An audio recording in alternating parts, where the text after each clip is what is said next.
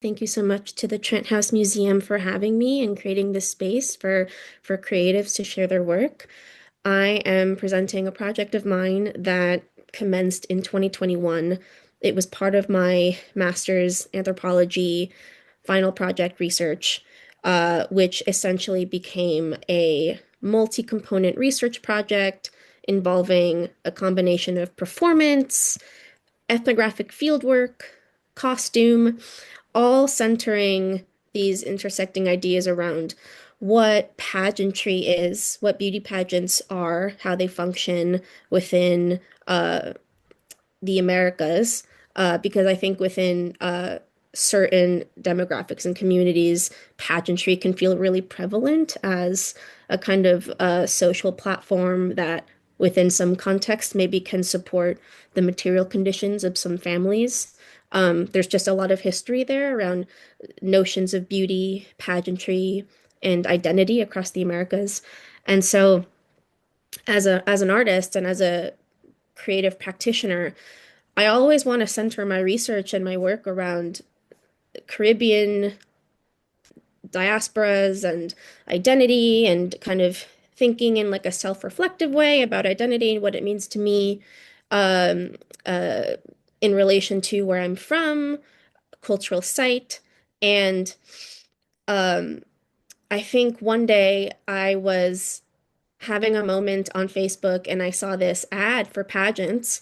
And it was right at the time when I had just gotten into the new school for my master's program. And I thought, how funny would it be if I just pivoted completely into a whole other project idea that moves beyond this vision that I had for conducting very serious field research between the Caribbean, specifically like Hispanophone Caribbean, more specifically Puerto Rico, Dominican Republic, and then kind of making my way into like the Yucatan Peninsula to kind of speak to migrations between different native tribes across the Americas and kind of thinking about like tribal crossovers and trade and systems that existed within uh, indigenous contexts. And I think because I'm coming from a fashion background, I thought to myself, okay, so this is my moment to prove that I'm very serious. But then the pageant thing was so funny. And I think that it allowed me to lean into a little bit of humor while also continuing to politicize the reality of pageants and to sort of support the already existing foundation of pageant research. There's actually a lot of discourse on academia about the political, social, cultural implications about pageants. And I thought entering into the pageant world myself as a contestant allows for me to embrace the research in a much more embodied way that I hadn't been seeing in the research I was reading. So in 2020, I became Miss Northeast Petite through the USA Petite pageant circuit, which is very similar to the Miss USA circuit, but this circuit caters to women under the height of 5'6". So I had never seen that before. I thought that was hilarious. I thought that was inclusive and fun. And so I went for it, and I had this whole plan, this whole agenda while holding this title to insert any uh, social revolutionary iconography coming from the Caribbean that was also self-produced but informed by history to assert the reality that we are not just American because we're situated in the US. We are part of this larger, much more expansive continent with so much history. And to be able to come from a family descending from the Caribbean, islands that uh, are regarded as the first kind of sites of contact in terms of the early colonial periods, and thinking about what that means for how identity is documented in history. I felt this profound uh, responsibility, but also excitement when it came to really engaging a completely different kind of audience, like beyond the context of the art and fashion world, and finding this opportunity, taking this opportunity to talk about identity in relation to the Americas. So I was sort of hacking the context of pageants, which can be hyper nationalistic. They can be very white centric within a lot of contexts. And I think while the politics are so embedded, there's also sort of like an apolitical nature to how these systems would like for contestants to perform. So it was a bit of a performance. There's a whole environment and social code that I had to navigate. So the print that you're seeing to the left of the screen, this is a combination of visuals that I produced between 2017 and 2019. A lot of these visuals are kind of symbols of mine that I created in response to my journey towards further embracing the really diverse, complicated aspects of my cultural identity, thinking about identity in a pluralistic way, thinking about it expansively. So, like, not just defining myself as New Rican and Dominican New York, but thinking about what that means on a much larger scale and how people all over the world are brought together by modes of trade and movement and migration. And it's just really fascinating getting to conduct like a deep dive around one's self and personhood in relation to land and materiality. So I have the phrase "we are not extinct" superimposed onto this print that ended up becoming a digital fabric print. So this was printed on a silk charmeuse.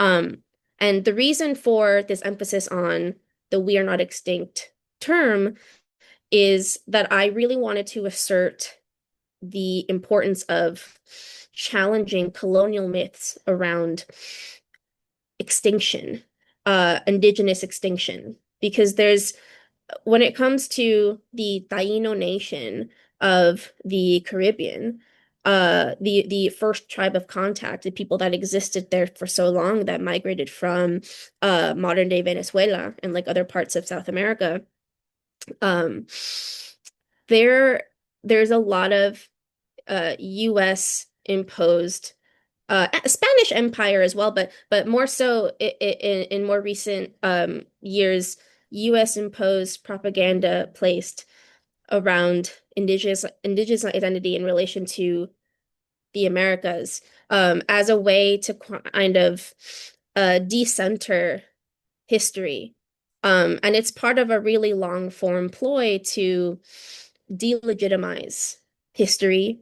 And it's something that I think, as an artist working at the intersection of anthropology and art, it feels like there's an obligation there that I place a lot of importance to kind of combat these narratives. And so by imposing these visuals and these terms and being very fervent and visual and about how I'm making this language visible is a really essential aspect of my practice.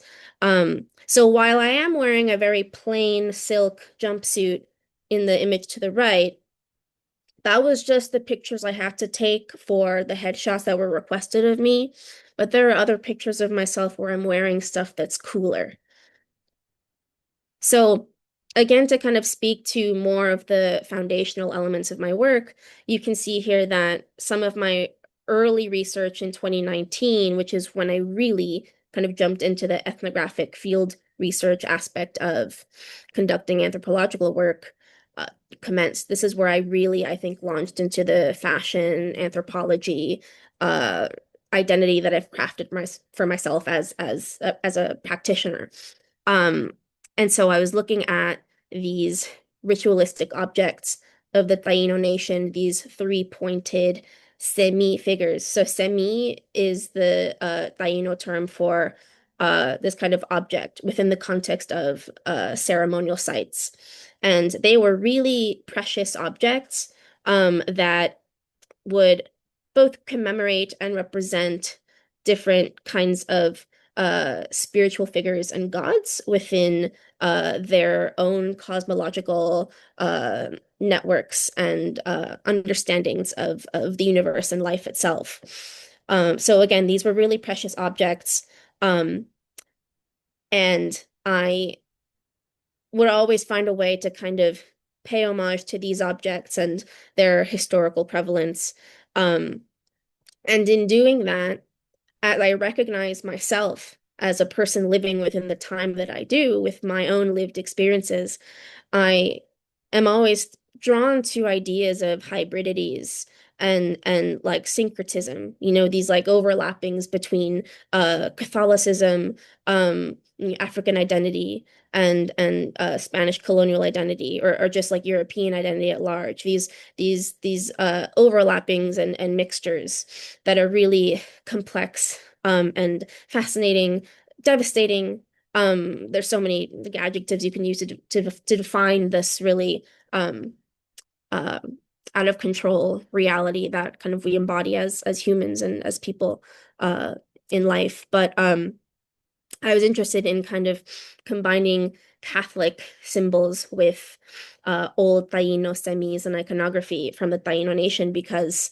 um, that already speaks to work that's already been done by artists and researchers, kind of speaking to these hybridities, these overlaps. And I think it's really important as a social practitioner and anthropologist to understand that nothing that I'm producing is original. It's more so contributions to already existing narratives and adding what I can to these conversations because whether or not we like it, we're all in conversation with one another, whether or not it's verbal. And it feels really rewarding to get to be part of the conversation, to like insert myself in there, to talk, to say things and to produce things. This, I think, is where I start leveling up in terms of producing the costumes and really inserting myself as a secret agent, like undercover anthropologist, like centering politics within the pageant world, where I have this silk charmeuse dress that I made with a handwritten acknowledgement that I wrote that first highlights where I'm from, New York City. And I also, in this land acknowledgement, I note the linguistic diversity that exists in New York City, kind of speaking to older languages, more modern languages in the context of just like modern language on a global scale.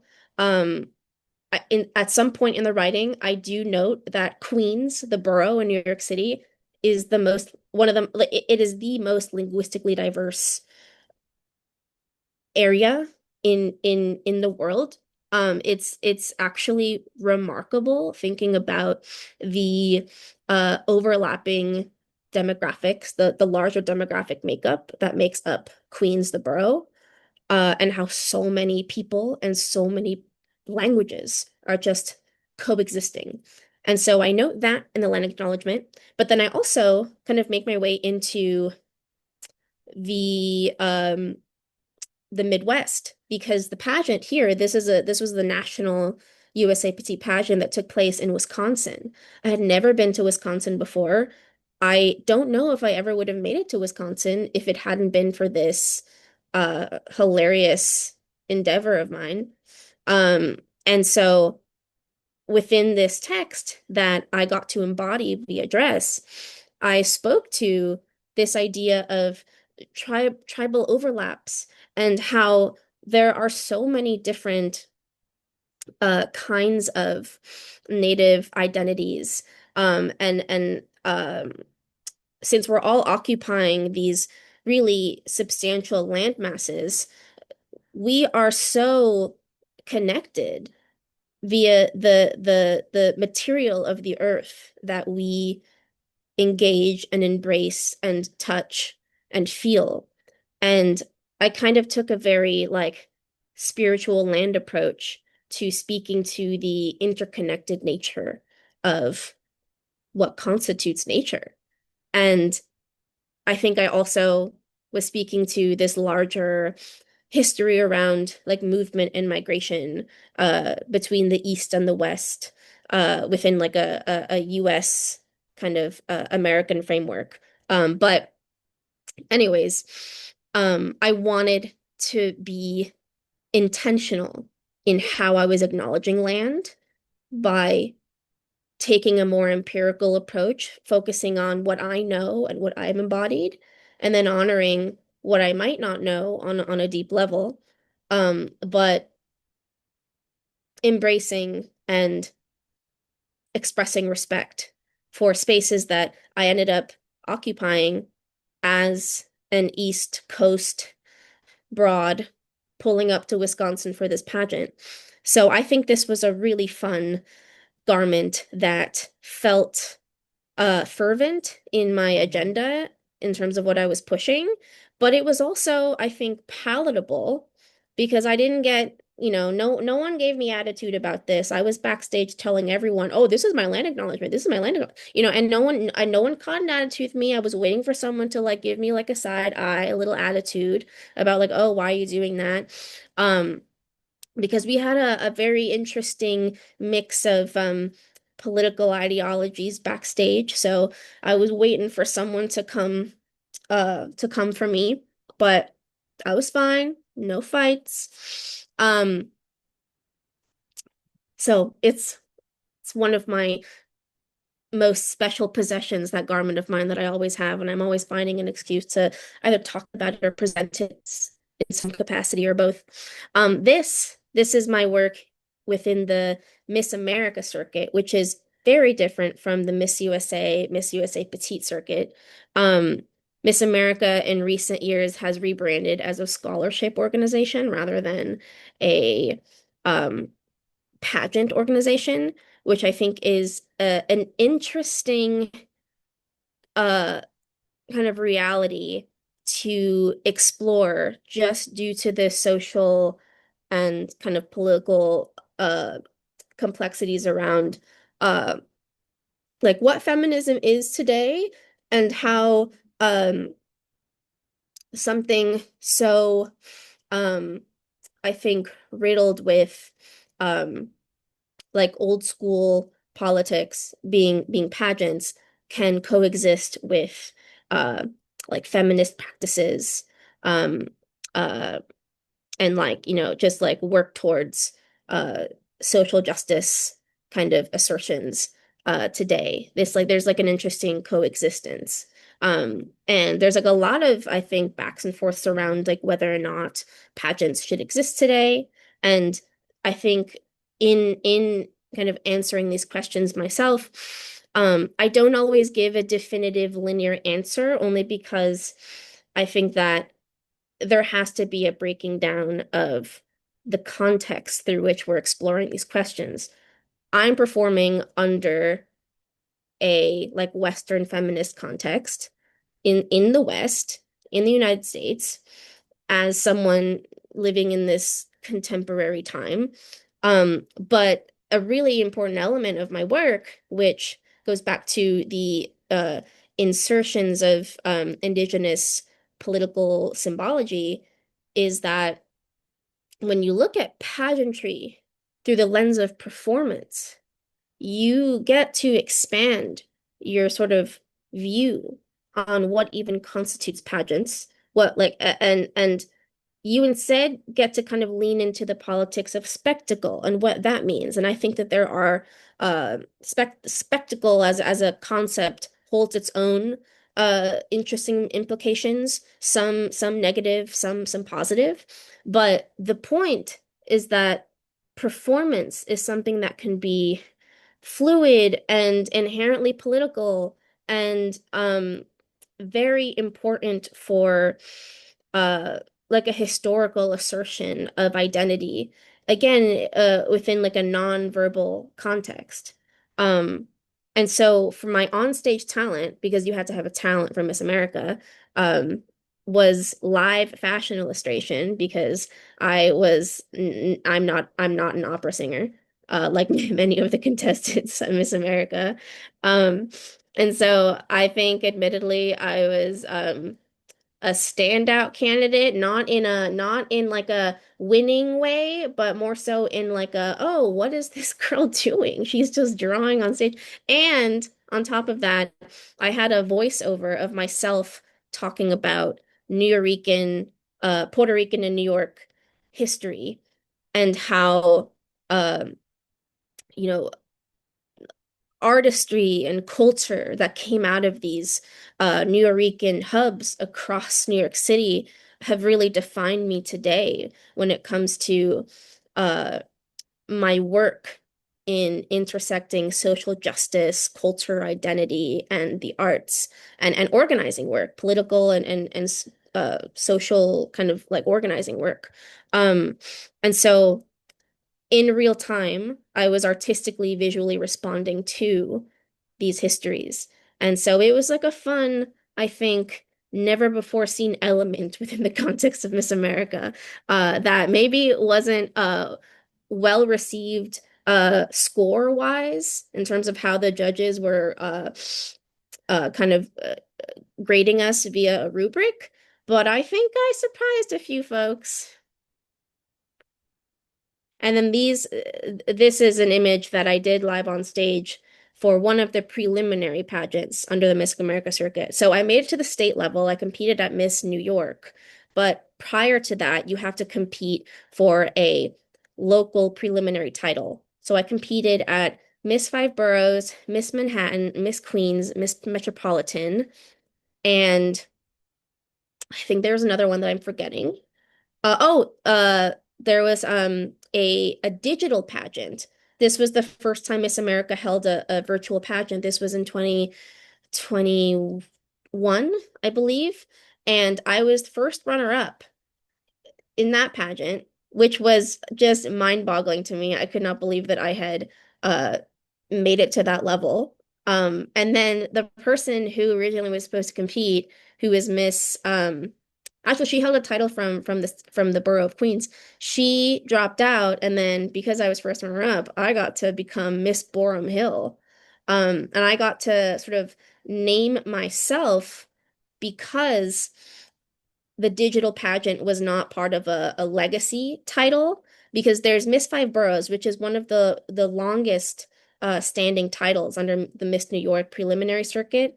And that's like a big one that everyone wants to be. Everyone wants to be Miss Five Boroughs.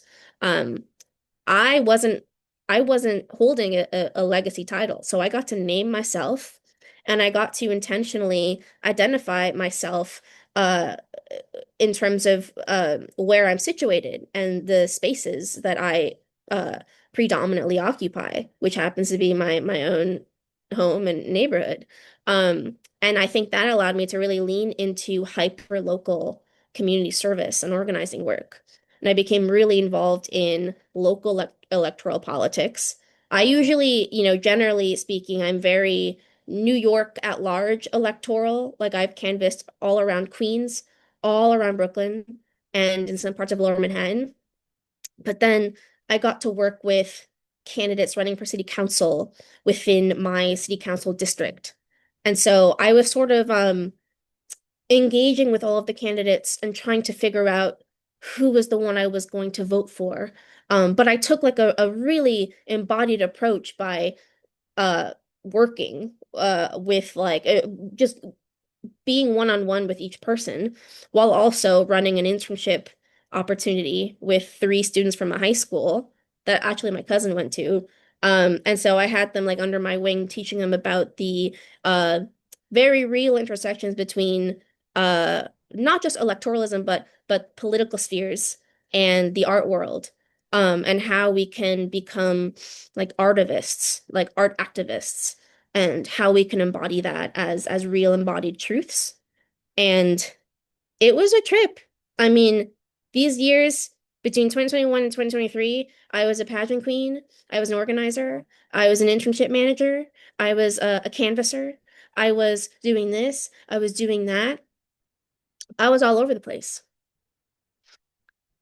And then these are some sketches that again kind of uh represent my practice around illustrative work and inserting like my own like self-created iconography in response to historical symbology and iconography, all within the context of the larger Caribbean diaspora and my own relationships to these identities. And some of these prints are prints of mine that I digitally print on fabrics. So there has to be that sort of intimacy in being able to adorn myself with my own visuals because these kinds of visuals and symbols that I produce are though they are in reference to uh such realities that are just so far beyond me and what I know, these interpretations are highly personal. And so I think the action of performing and taking social political action, wearing my own garments in this way, I think holds such a weight in my practice that overall I think makes me feel like I'm truly an embodied uh researcher that's embracing every aspect of what research could look like. Um, so we're getting into, I think, the most fun aspect of the project that I think more people here might be aware of because I think some of the kinds of introduction type posts that were made about this talk today centered an event that I held on October 4th, 2025, that served as an extension of the larger Diasporican Queens project. So I, being a practitioner in anthropology and fashion, wanted to organize a public event in the neighborhood of Boerum Hill where I would collaborate with the seniors at the senior center around the corner, that is comprised of a lot of Puerto Ricans because Boerum Hill, downtown Brooklyn, holds a really rich Puerto Rican history that is not thoroughly documented enough and referenced enough within the context of the New Rican experience. There's a lot of discourse on the Lower East Side Puerto Ricans, the uh, like East Harlem, like Bronx Puerto Ricans, Williamsburg, Bushwick Puerto Ricans, but there's very little discourse and accessible archival material on downtown Brooklyn Puerto Ricans. And again, as part of my contribution to this larger discourse, and the work that's been being done for decades now around preserving and asserting and celebrating Puerto Rican identity, um, I think it's an honor to be part of this conversation and to ensure that um, in speaking to these realities of very stark demographic shifts that take place over the course of decades as a result of rapid development and housing crises and just general movement, um, it's important to kind of highlight how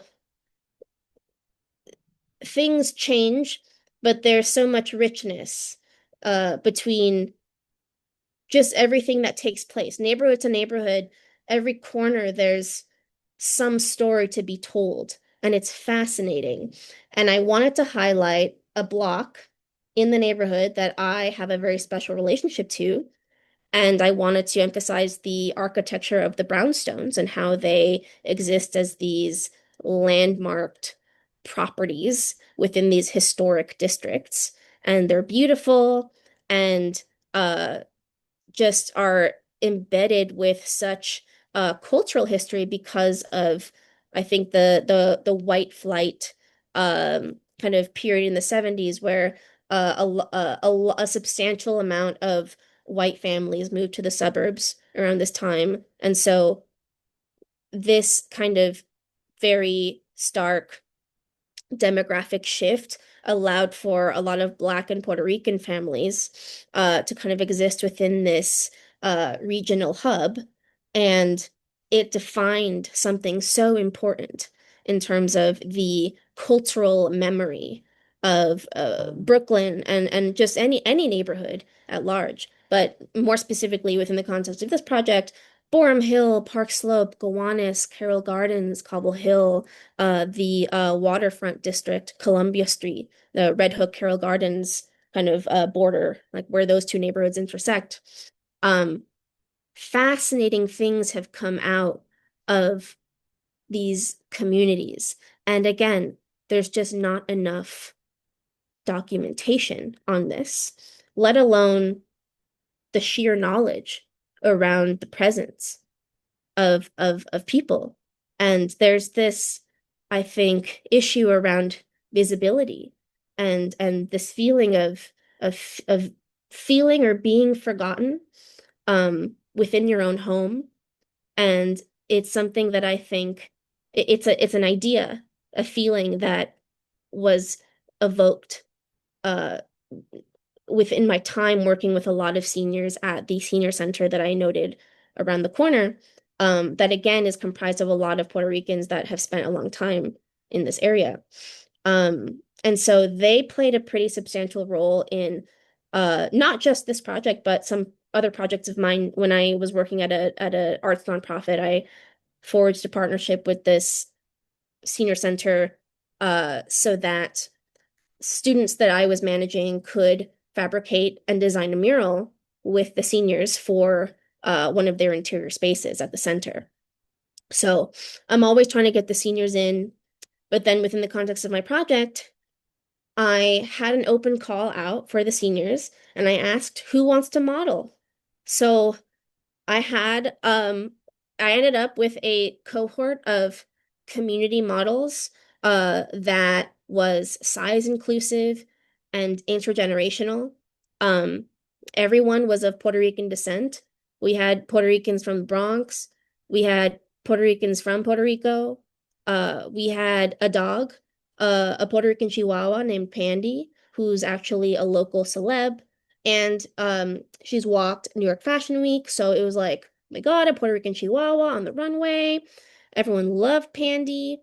Um, and this event, it was a party, but it also held some really important cultural and social objectives in the planning and in the intention to host it in a on a residential block comprised of uh, a lot of people who may or may not be aware of the history of the neighborhood.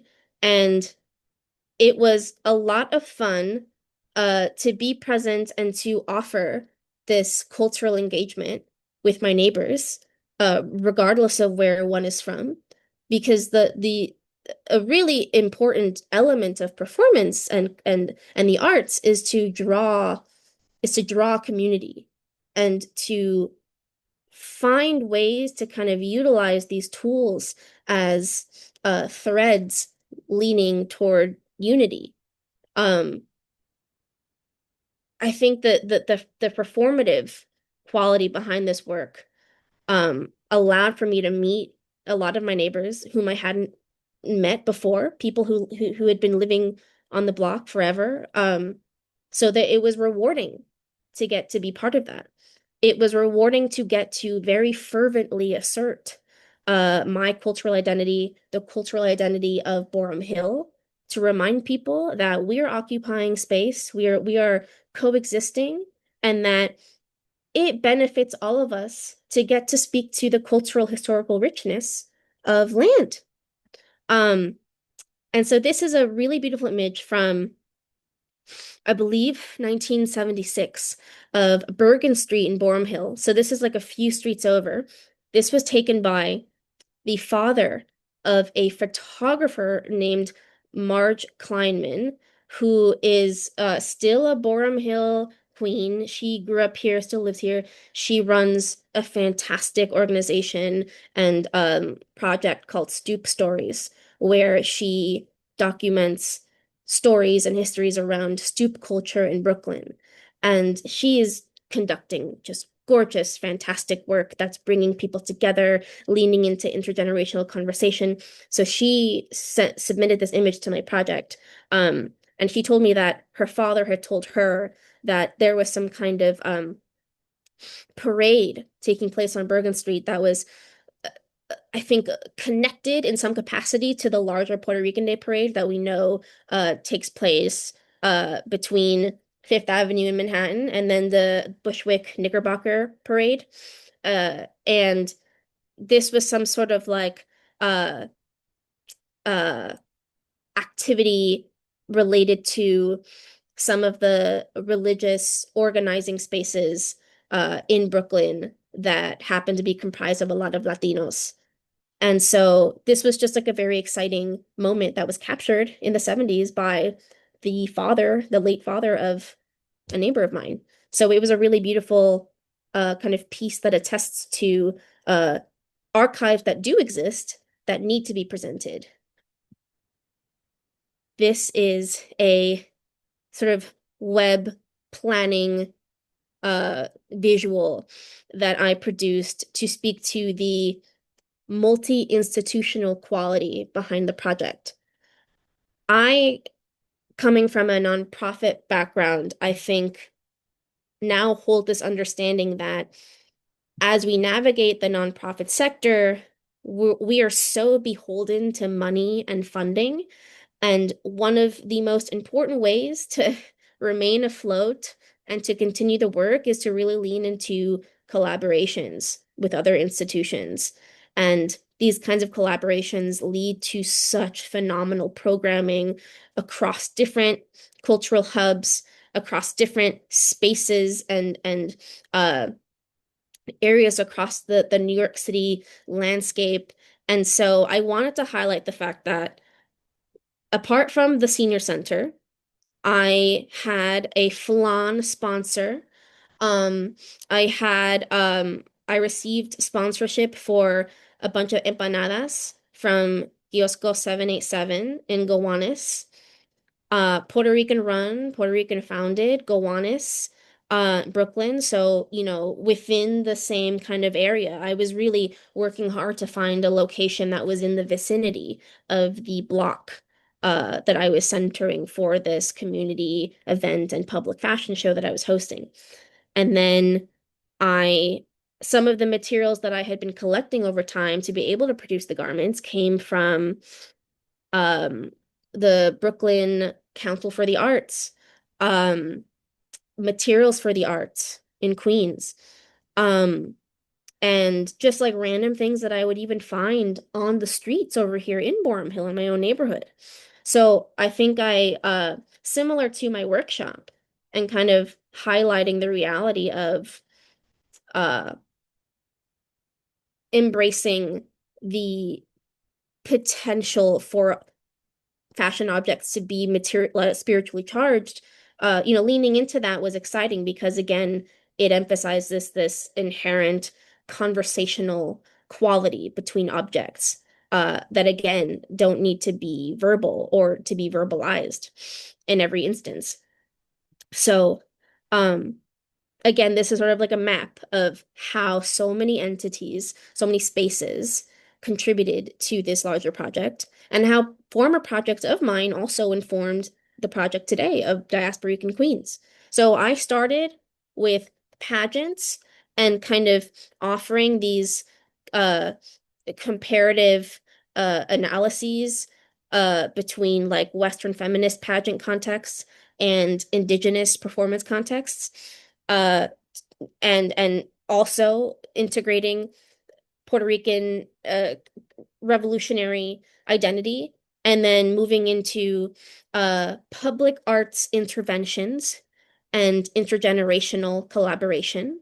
Again, still asserting culture, but I entered into a completely different realm.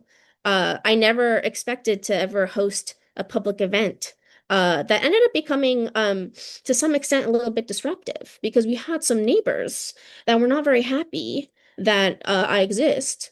And people were catching an attitude, saying that we don't belong there. But you know what? That ended up becoming really important to the marketing because then the videos went viral on TikTok. And we were getting a ton of comments from people saying, We're gonna pull up next year. Like, you have to host another one. This is so beautiful. Like, I showed my Nana, and she was so happy. She was crying. I showed my grandfather. He's so happy to see this. And then, of course, people commenting in the neighborhood, leaving negative comments because there's always going to be a troll online. But the point is that even though it was really jarring and really upsetting to deal with those kinds of comments, and to even be to have to confront this in real time in real life, really jarring. But at the end of the day, it helped attract more attention around the event. And the wider consensus was that we want people to come together. We want more opportunities in these like smaller, like quieter residential areas to hold these opportunities for people to come together and really engage and celebrate certain examples of historical urban planning and uh, to admire the brownstones, different forms of architecture, um, being disruptive in a community-centered, fun, harmless way, bringing on all kinds of people from all walks of life, just having a good time. I met so many lovely people on that day. So the haters are gonna hate, but we had a good time. And I'm not going anywhere. So finally, some images from the event itself that I've been hyping up this whole time. We have here some friends of mine, all of whom, again, of Puerto Rican descent, walking the runway in my garments, size inclusive, intergenerational, just so much fun. And we had some kids and some friends of ours who were volunteering at the event draw out a chalk outline to indicate where the runway would be, which was just on the street.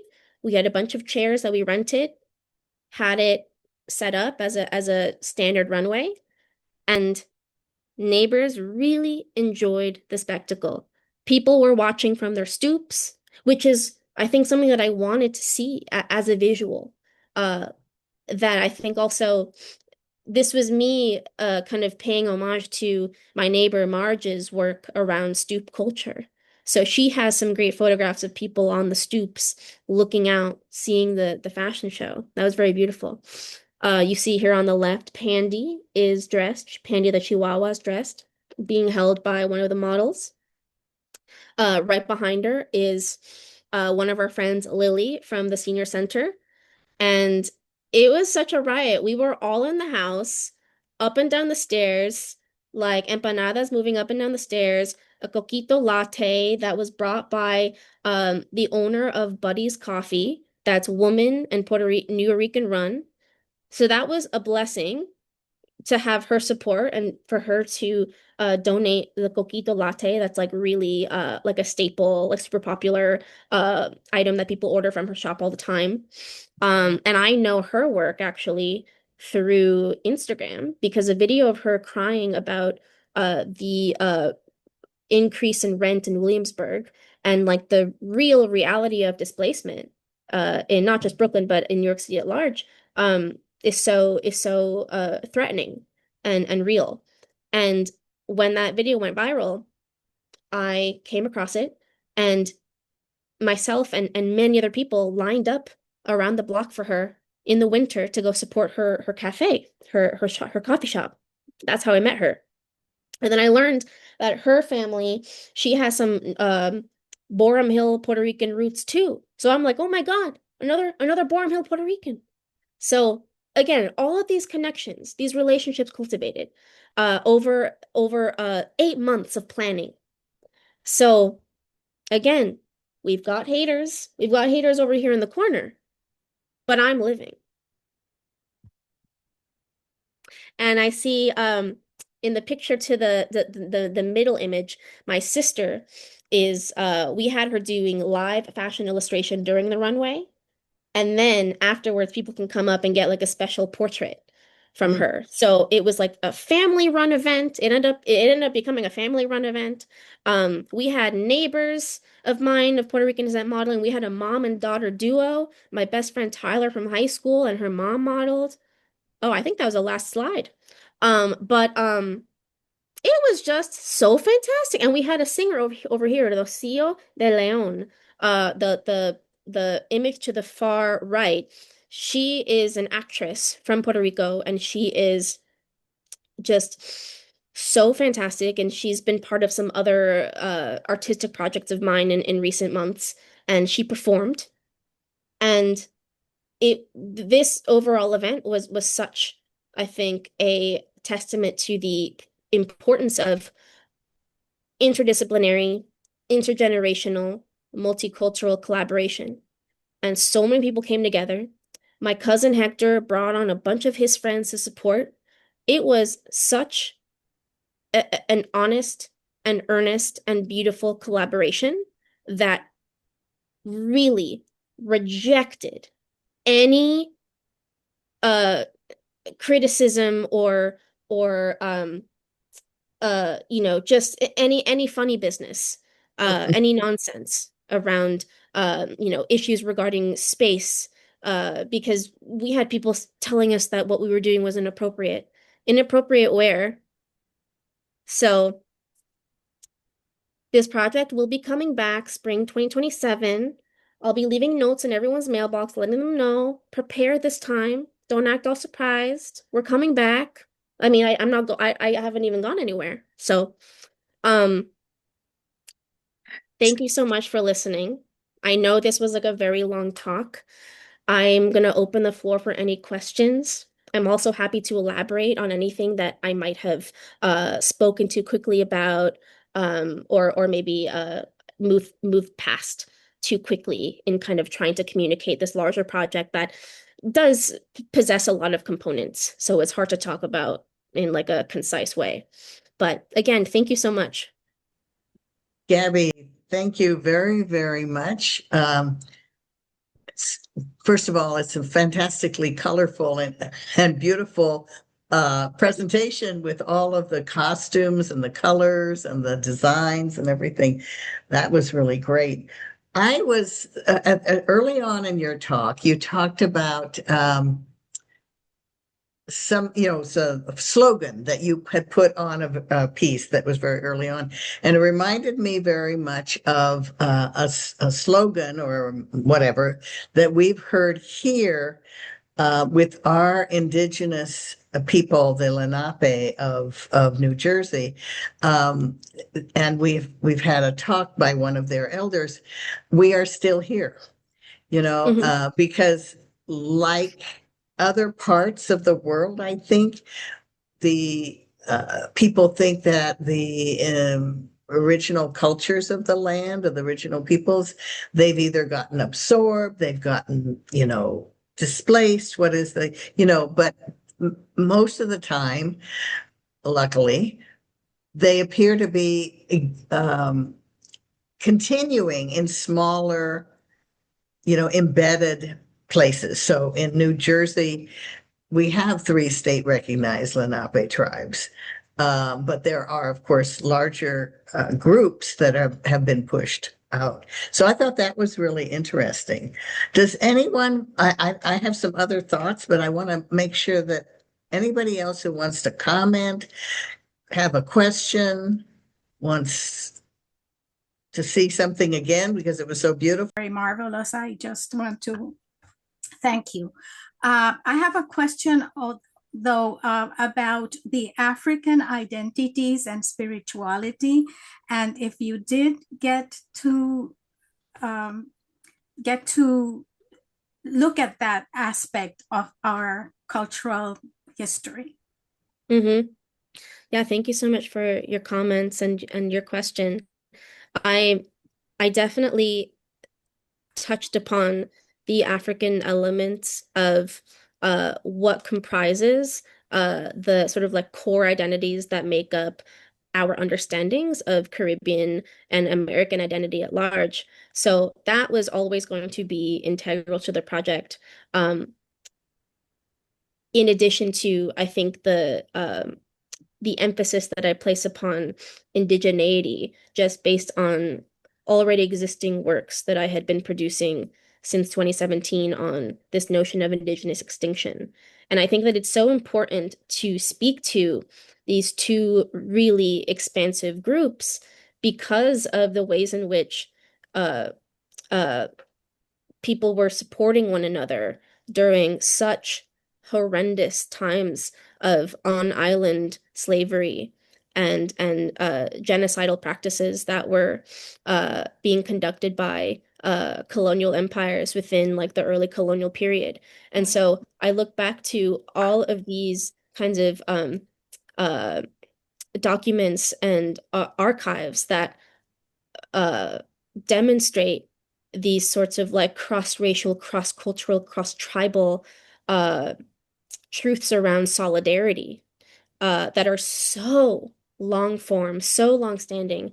And I always look to these truths that have been archived and documented when I feel that identity politics today within contemporary organizing spaces, I think, overshadow the importance of finding unity in our collective voice against white supremacy and modern day iterations and evolutions of slavery and just ill treatment of people in general.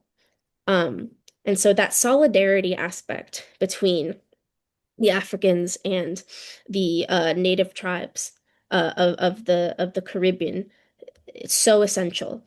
And I want to lean even more into that for future iterations of this project because Diasporican Queens is not over.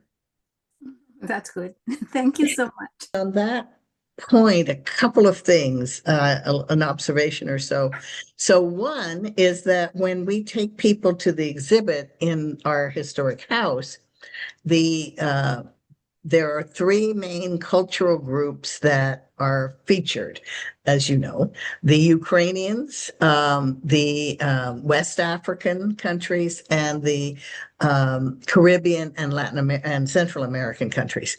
And the Caribbean, Central American, and the African are right across the hall from each other, as you know. And every time people go from one to the other, and it doesn't matter which direction they go, they are pointing out the similarities in terms of color, design, and so on. And so even on that, I hesitate to call it superficial, but it is not as deep as you were talking about. But you know, that level of sort of fabric and design and color and all of that, people are seeing the connection and are speaking to it, are reiterating it. Oh yes, this is that connection. Um, the other thing that, and I don't want to take up everybody's time, but that two other things that I thought were very important for us as a museum to think about from what you said. One is that diversity and controversy can be energizing and motivating and shouldn't be shied away from, that we should always try to avoid any kind of controversy or any kind of whatever. So that was an important thing for me to think about. But also this idea of multiple identities. We in the U.S., and thinking here particularly about, for example, the census categories, which until very recently were very rigid in terms of you couldn't sort of create your own identity based on multiple heritages and so on. And it's interesting to see that hopefully a little bit breaking down when now the census collects that information, but also the importance that you're talking about at the personal level, to recognize your multiple heritages, and that if you don't do that, you're not recognizing your full self. I thought that was very, very interesting. Thank you. Alma, your hand is up. Did you have another comment or question? Maybe not. She may have just left her hand up. Anybody else have anything they want to add? I'm so excited about this. I do have to tell you guys. Oh, Elma, do you have another thought? I just wanted to, was thinking a little bit about spectacle versus social justice. So I think that what you did is very important, that what you did with pageantry, which has always been, looked upon as something commercial and Mhm. something which it Very is. superficial, very superficial. Yes, Yeah. exactly. But at the same time, in communities, a lot of people love pageantry and of course fabrics and fashion. And so what you have done is very important, not only for the communities themselves, but also for the pageantries uh, to to to think about, to weigh what their legacy really is. Hmm. Yeah, absolutely. Yeah, Yeah. these contexts are so embedded with political complexities that go way back beyond uh what I might even be speaking to. Um, and so I think again in engaging as my own kind of person with an agenda as a candidate, as a contestant rather, there was a very serious obligation as a researcher on my end to disrupt the platform there and to assert performativity within like cultural folkloric cultural preservation contexts, um and to lean more into what I was exploring within the context of indigenous performance sites and how spectacle holds a completely different kind of connotation where you aren't engaging the colonial gaze, but rather you are engaging what it means to showcase cultural pride within your whether it be your tribe or just your larger community. Um, and I think, you know, when we speak to ideas of pageants and race, beyond just the kind of conversation around like feminism and women, um, you know, this one is really interesting because Miss Grenada, I believe, was one of the first Black women to receive a title as substantial as Miss World. And this was in the 70s, and it was a really controversial pageant because it happened to be a pageant that was disrupted by um, feminist organizing movements that were mostly comprised of white women. And Mhm. there was a really interesting um um I think kind of conflicting uh kind of challenge there in the like white centric kind of reality of some of the feminist spaces that we know. And then despite the fact that pageants hold this like, you know, old you know, colonial kind of ties to what pageantry means within like uh context centering like monarchy. Um, Mhm. it was really important for Miss Grenada to win because pageants were existing in the time that they were existing within. Miss Grenada being someone just like of her background winning something that had been predominantly or primarily reserved for white women was something historical. It was such a historical event, whether or not uh, we adore what we understand of pageants between 1970 and today. And so again, like I think the controversy surrounding that did kind of speak to the tension between like white feminist groups misunderstanding the honor that that brought back to Grenada, uh, Mhm. and what that meant in terms of visibility. Uh, Mhm.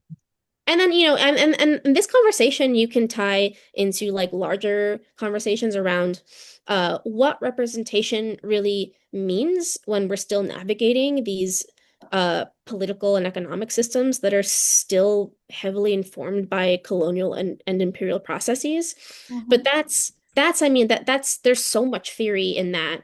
And that's just going to be a conversation that we're going to be having for uh, some more time before we can see some real material progress in the ways in which public office delivers for the people they're supposed to be working for. Gabby, this has been a fantastic presentation, conversation.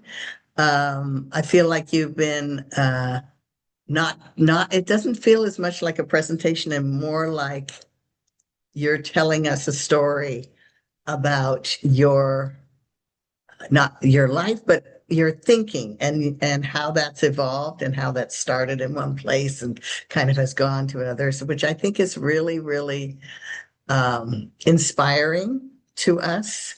I think the other thing that's inspiring is to think about how whatever work we're doing, how it's connected to the broader social and political context, and what is our responsibility as a museum, as a fashion designer, as an artist, as whatever, to that, to that reality and disruptive may be one way to think about it, but it may also be just sort of pushing some questions, which I guess is disruptive. Anyway, I'm so thankful that you were willing to give this talk. I'm very grateful that we recorded it so that we can share it with other people. So I hope everybody gets a chance to get out and enjoy this beautiful afternoon. Thank you for taking the time with us. Thank you again, Gabby. And we'll hope to see some of you again, either at the Trent House or on one of these Zooms. Thank you. Thank you so much. Thank you. See you later. Bye-bye.